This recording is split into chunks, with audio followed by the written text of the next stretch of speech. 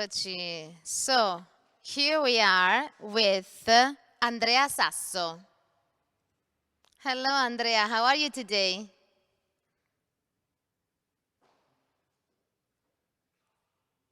You're on mute.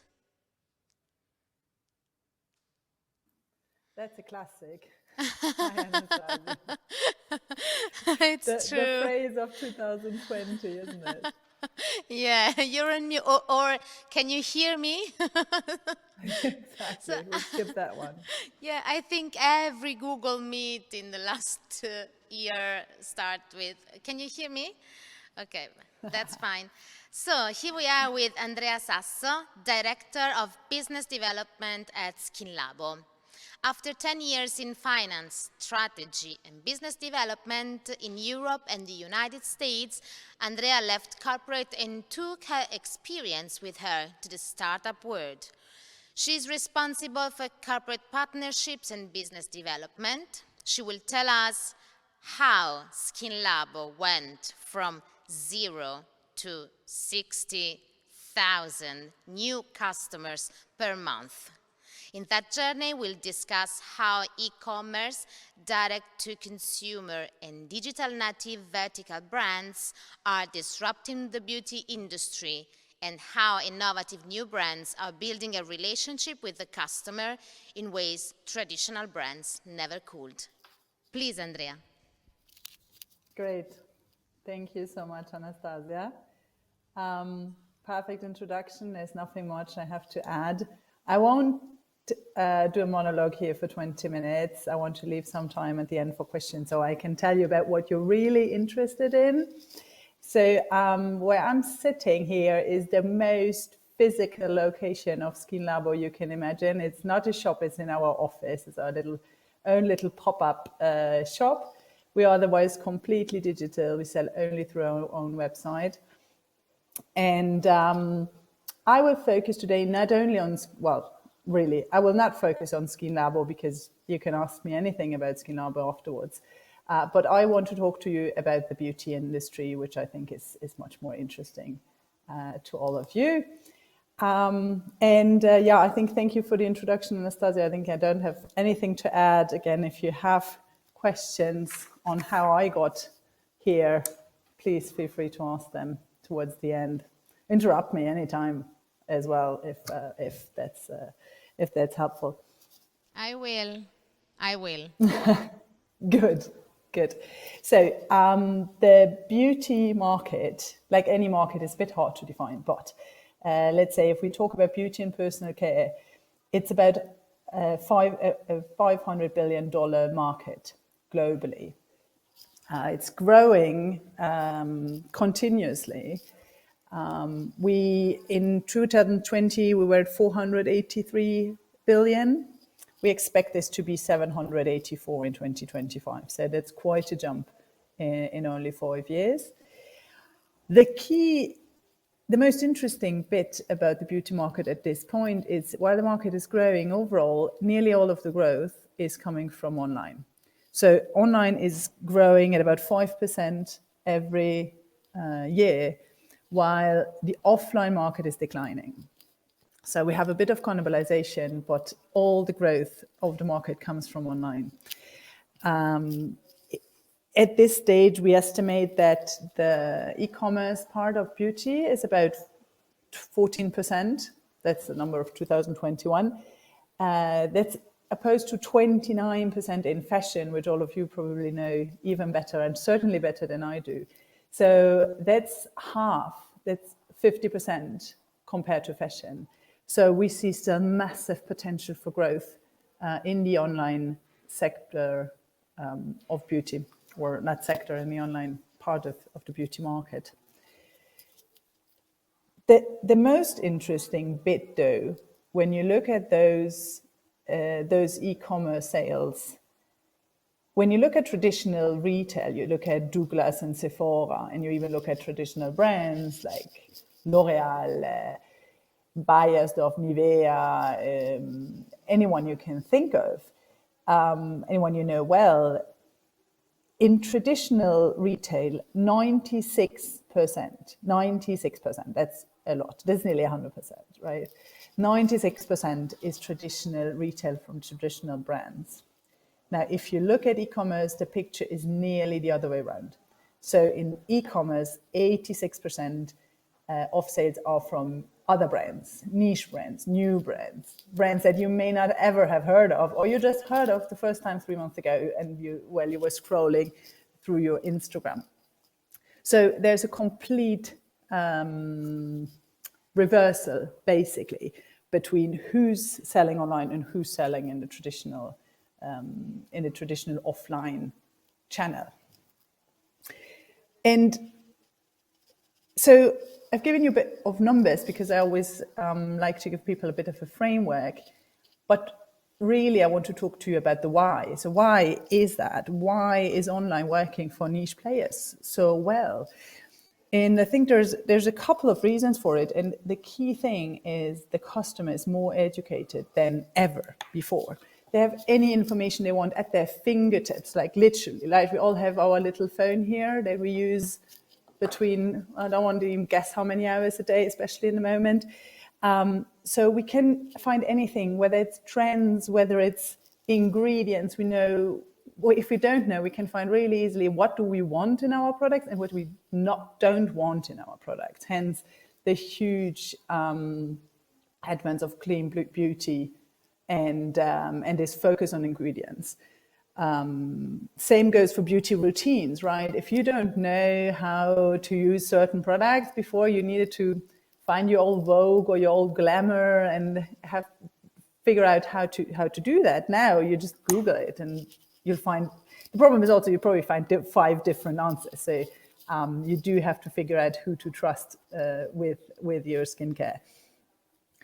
And just as a little of my experience, earlier this year, I helped out in the customer service department, right? Because I'm German, I don't know if you might have heard that from my accent. And the German market is huge, but for us it wasn't going as well as we thought it should. So I was on the phone for hours with customers to understand what is it really they're looking for, what is it really they need, where are they happy and where they're not happy. These calls made me so freaking nervous because they asked me so many questions about ingredients. Like half the time, I had to interrupt and say, hey, hold on 1 second, I'm asking our beauty consultant because really, you know more than me and that. So it's just incredible how informed the consumer is today. Then is another element, and I think that's social media, and that's despite current little wars between Apple, Google, and Facebook that all of us hope that will be really, really soon, and we really hope they'll find a solution soon, and they stop taking their war out on our backs. But social medias and reviews give a embedding to unknown brands that help us to give us credibility.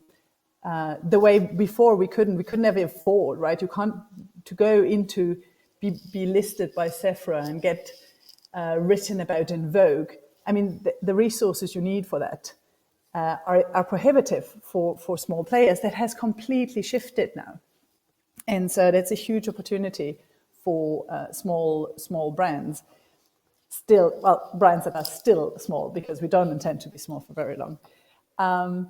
So I think Skinlabo has a combination. Why Skinlabo is growing at 60,000 new customers a month, which is a massive, huge number, right? Just to put it in perspective, we currently have a database of nearly 700,000 customers, and it took us, I want to say, 3 years to build that, and we're growing it at nearly 10% every month.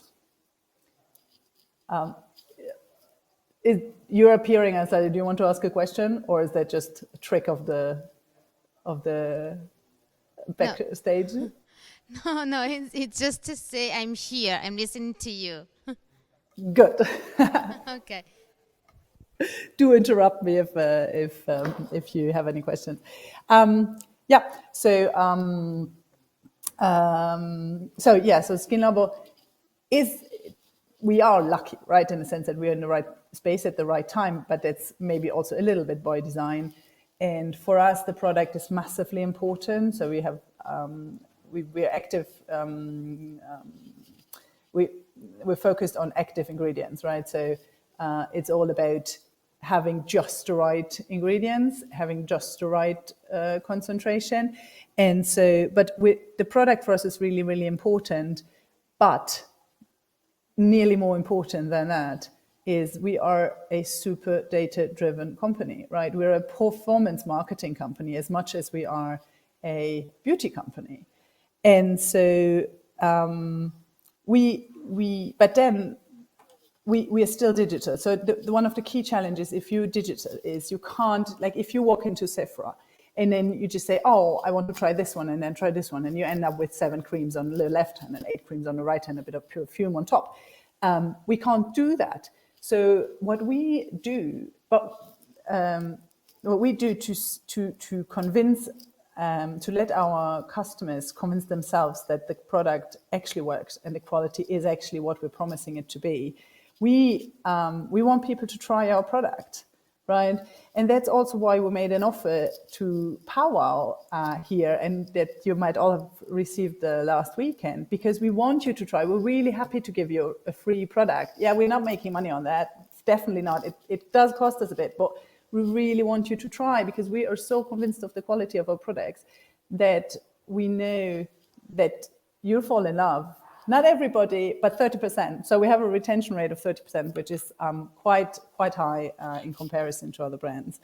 So if you haven't done so, this is the only advertisement I'll do, all speech, I promise. If you haven't done so, try the offer you got last weekend. But back to the beauty industry. The other than the acquisition, which for a new company is obviously hugely important, especially if you're a startup and you're focused on growth, and growth is what your investors are expecting from you. Then the next piece is retention, right? Because it's massively expensive to acquire new customers, now even more so than before, but the most important, or what was really critical to sustained growth, is retention. And as digital natives and as direct-to-consumer brands, we have a massive advantage in the sense that we have a connection to the customer. Because we are selling direct to the customer, so we have the direct relationship to the customer.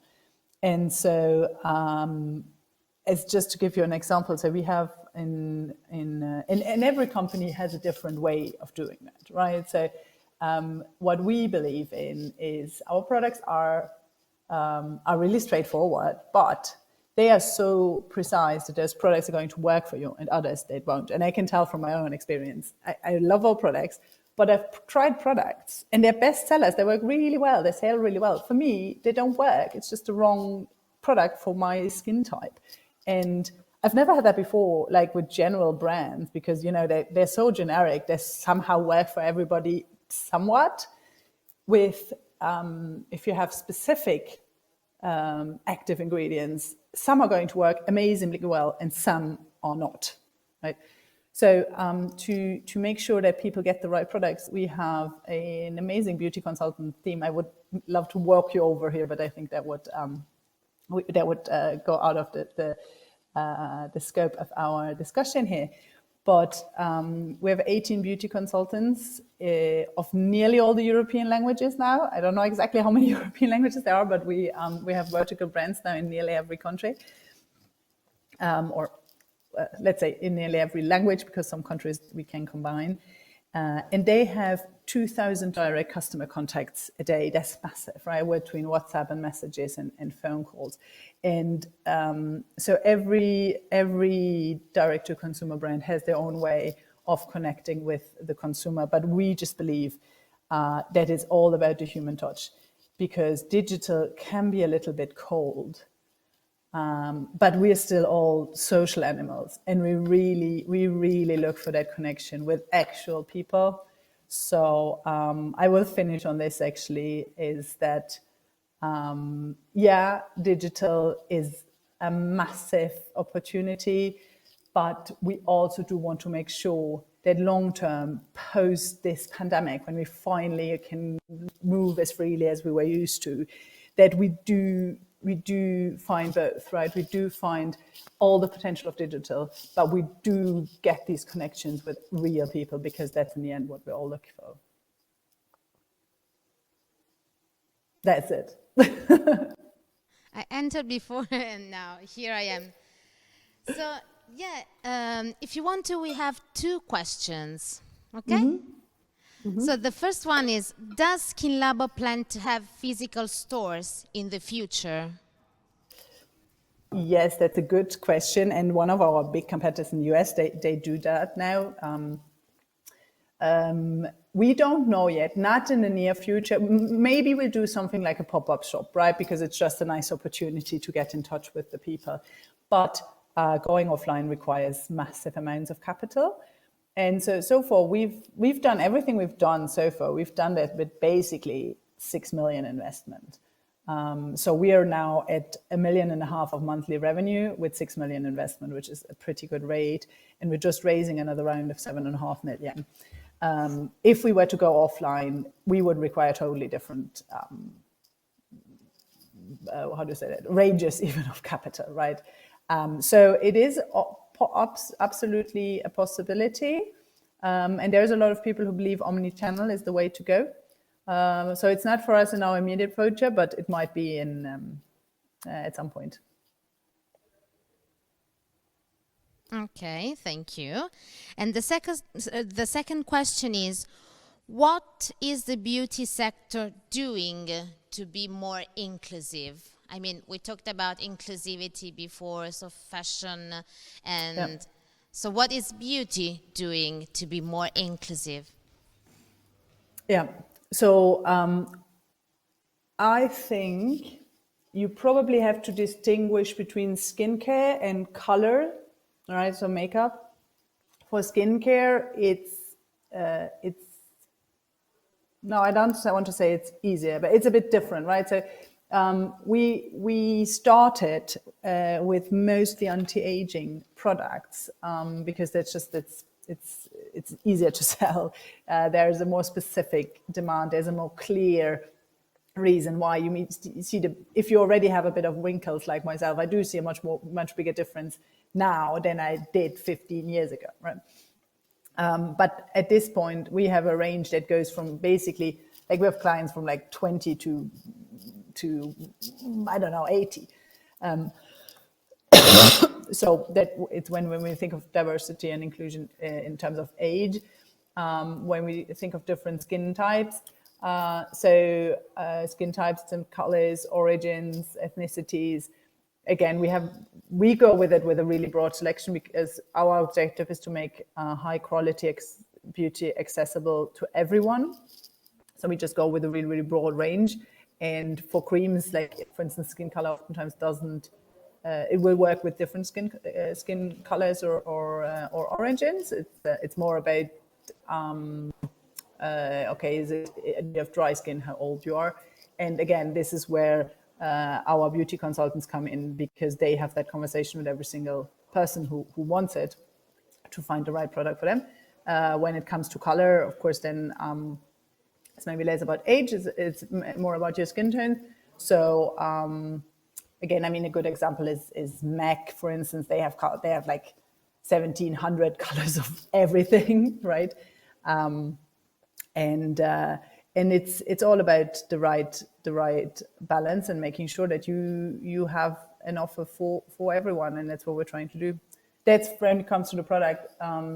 When it comes to and the other really important part I think is that our hiring philosophies and the way we hire talent is really open, and we make sure that it's not only, we have clear policies on kind of how do we hire people, how do we hire talent, how do we evaluate talent, so that we don't have the classic, like an all male set of executives decides on who's the next level of management, and because they're all are men and they all know men and they all think as men, then they end up being the problem just keeps going down the ladder. So I think that requires a really active focus of leadership for all types of people, right? Whether we're talking skin, ethnicity, age, ethnicity, background, education, everything. I got it. Perfect. So thank you, Andrea.